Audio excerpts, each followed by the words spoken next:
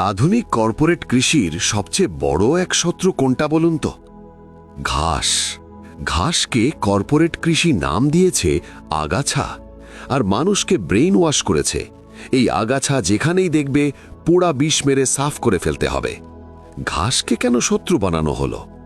ঘাস তো কোনো ক্ষতিকর উদ্ভিদ না, বরং ঘাস হচ্ছে আল্লাহর বানানো সবচেয়ে উত্তম প্রাকৃতিক পশুখাদ্য।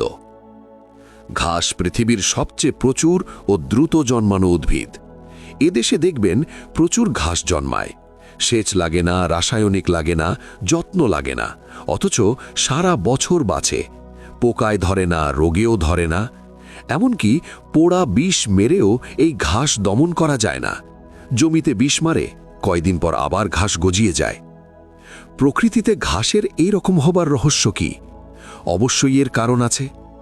গরু, ছাগল, ভেড়া, মহিষ এরা ঘাস খেয়ে বাড়ে। আল্লাহ প্রকৃতিতে এত ঘাস দিচ্ছেন, এর কারণ মানুষ যাতে সহজে পশুপালন করতে পারে। হাজার হাজার বছর মানুষ ঘাস ভিত্তিক পশুপালন করে এসেছে। ঘাস বিনামূল্যে জন্মায়। ঘাস ভিত্তিক পশুপালন মানে আমাদের জন্য সস্তা, সহজলভ্য, সেরা মানের মাংস। এভাবে আমরা প্রাকৃতিকভাবেই সবচেয়ে উত্তম খাদ্য মাংস ও চর্বি পেয়ে যেতাম। মাংস খেয়ে জাতির সব অপুষ্টি দূর হয়ে যেত। অথচ জাতিকে শেখানো হয়েছে লাল মাংস খেও না, পশু চর্বি খেও না, লাল মাংস সবচেয়ে খারাপ। বিষ মেরে প্রাণ প্রকৃতির সর্বনাশ করে হাইব্রিড শাকসবজি, গম, ভুট্টা, সয়াবিন উৎপাদন করো, এগুলোই সবচেয়ে পুষ্টিকর, বেশি বেশি খাও। আর এর ফলে দেখা দিয়েছে অপুষ্টি, হরমোন সমস্যা, দুর্বলতা, রোগ প্রতিরোধ কম, চুল ত্বক সমস্যা ইত্যাদি। আর ভয়াবহ পরিবেশ বিপর্যয় তো আছেই। জনগণ আদতে ন্যারেটিভ মানছে, সায়েন্স না। লাল মাংস সবচেয়ে খারাপ, এটা কনজিউমার ক্যাপিটালিজমের এক নিকৃষ্ট ন্যারেটিভ, প্রোপাগান্ডা। মানুষের শরীর মূলত প্রাণীজ পুষ্টির জন্যই ডিজাইন করা রয়েছে। তা না হলে উদ্ভিজ্জ উৎস থেকে পুষ্টি কনভার্ট ও অ্যাবজর্ব করাই জটিলতা কেন? বায়ো অ্যাভেলেবিলিটি প্রমাণ করে মানুষ অ্যানিমাল প্রিডমিনেন্ট ইটার, মানে মূল খাদ্য হলো প্রাণীজ আর সহায়ক খাদ্য হলো ফল, মূল, সামান্য শাকসবজি।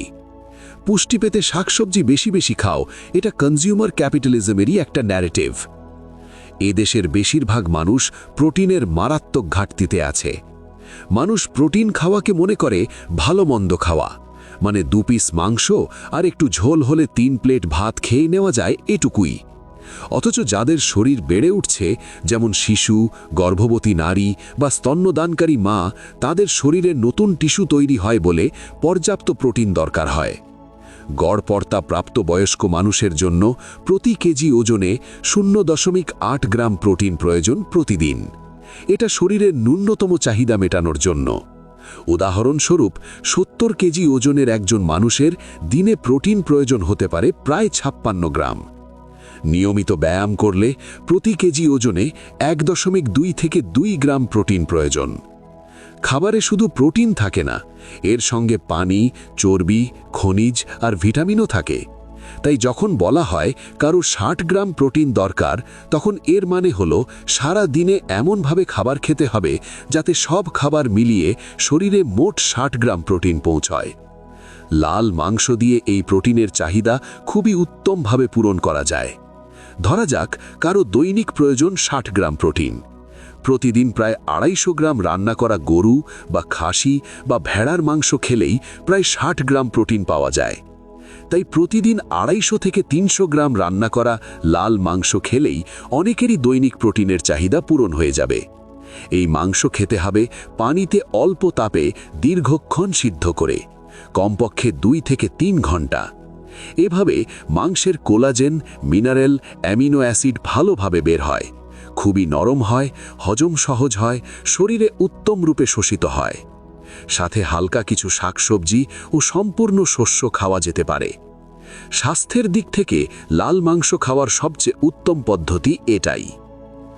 জনগণের কালেকটিভ এগ্রিমেন্ট যদি কনজিউমার ক্যাপিটালিজমের ন্যারেটিভে আটকা থাকে, তবে প্রাকৃতিক খাদ্য কখনোই জনগণের কাছে পৌঁছবে না। বিষ মেরে ঘাস ধ্বংস করে হাইব্রিড শাকসবজি ও শস্যের ম্যাস প্রোডাকশন হচ্ছে।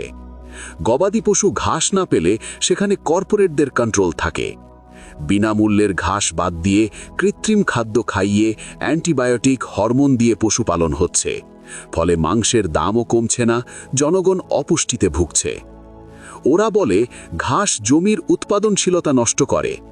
বাস্তবে ঘাস মাটিকে উর্বর করে, ক্ষয় রোধ করে, পানি ধরে রাখে, জীব বৈচিত্র্য বাড়ায়, জমি পুনরুজ্জীবিত করে।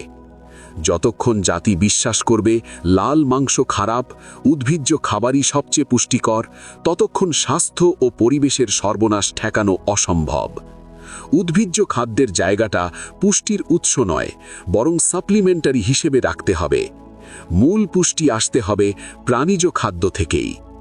ঘাস ভিত্তিক পশুপালন হলে মাংস সহজলভ্য হয়ে যাবে। মাংস খেলে জাতির আর বিষ মেরে হাইব্রিড শাকসবজি ও শস্য উৎপাদন করা লাগবে না।